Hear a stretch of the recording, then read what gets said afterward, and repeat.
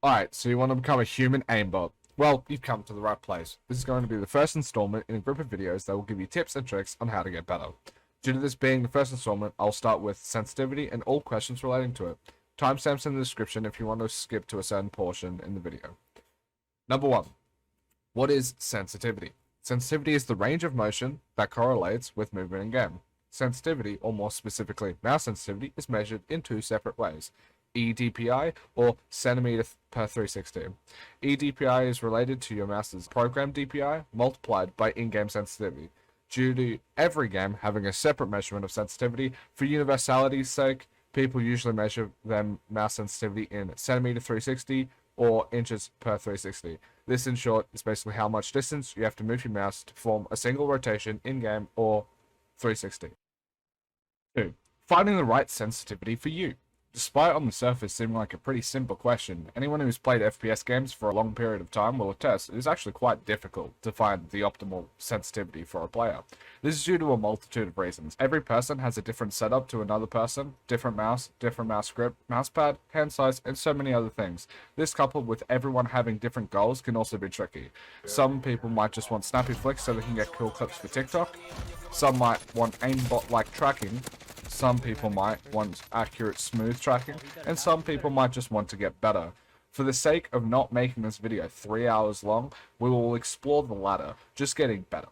Because most likely, a lot of the other skills will fall in line once you just start. There's a few tricks you can do to help find your starting sensitivity. Some I've even explored in previous videos, like firing a bullet into the wall and strafing left and right, and trying to keep your crosshair on the dot. But today I have a lot more structured strategy. First being start with a low sensitivity.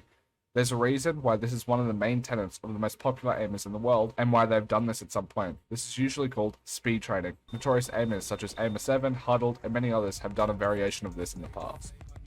The reason you start with the lowest sense rather than a higher one is due to the fact that most games don't require the level of mouse control that you would need with a higher sensitivity. Most games such as CSGO, Siege, Overwatch, and even COD mainly put you into 1v1 gunfights, meaning high-speed target switching, which is what Hisense excels at, isn't as needed as precision-related shots. To illustrate that lower sense helps with precision, I'll use these two items on my mouse pad. Alright, this is where the sensor is. You have to get this sensor to a certain target on your game. To illustrate the target but on my mouse mat, we'll use this 5-cent coin for Hisense due to the fact that there's less width and centimeter or inches per 360 to get onto this target. Due to the fact that, let's say we have an 8 centimeter 360, that means that the target on the mouse mat is going to be shorter, because to do a full 360, it takes 8 centimeters. So to hit, let's say, a head, we have to get to this in relation to this 360. That is going to be quite a bit harder than if you had, let's say, a 50 centimeter 360, and you had to hit this in that 50 centimeters. A simple way of putting it is there is a larger room for error when it comes to lower sensitivity than there is higher sensitivity. So it's very helpful to have that in the beginning of your aiming journey. A second benefit to lower sense is training speed, which if your goal is to become a flashy aimer for clips, this will help you with as well, as you learn mouse control related to speed, due to having to move your mouse a further distance in the same period of time to hit the shots as fast as ones on higher sensitivity as well. This will innately train your speed.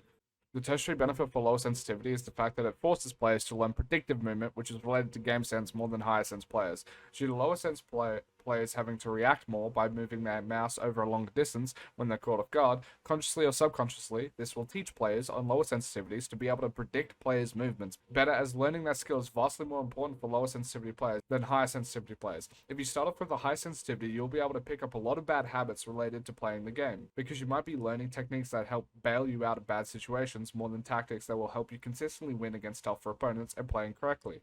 If you learn when the players are, that is more beneficial than if you learn how to aim really quickly by being caught off guard, because when you verse better players, they'll be able to punish mistakes better than worse players, which is what Hisense helps you with by bailing you out of bad situations with worse players. So we have detailed why lower sensitivity is more beneficial for players starting out. But what constitutes a low sensitivity? A low sensitivity is relative to the game you are playing, and despite popular belief, it is not necessary to have the exact same sensitivity across multiple titles. I'll give a few quick examples of low sensitivities and which titles they apply to. I'll also provide a website for easy sensitivity conversions in the description. CSGO. A low sensitivity in CSGO would range from 50 centimeters all the way up to 100 centimeter 360. But unless you want to aggressively speed train, I'd recommend starting at roughly 50 to 75 centimeters per 360.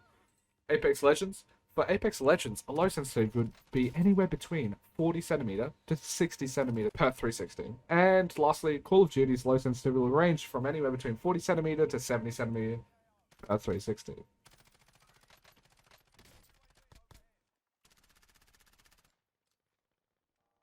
Alright, that concludes the first installment of this series. The following installments will delve into when and how you should switch your sensitivity when you're ready to go up to a higher sense, and what sort of aim routines you should do to get better aim. But until then, just remember, any aim prac is better than no aim prac, so don't be too worried until then if you don't have the perfect routine.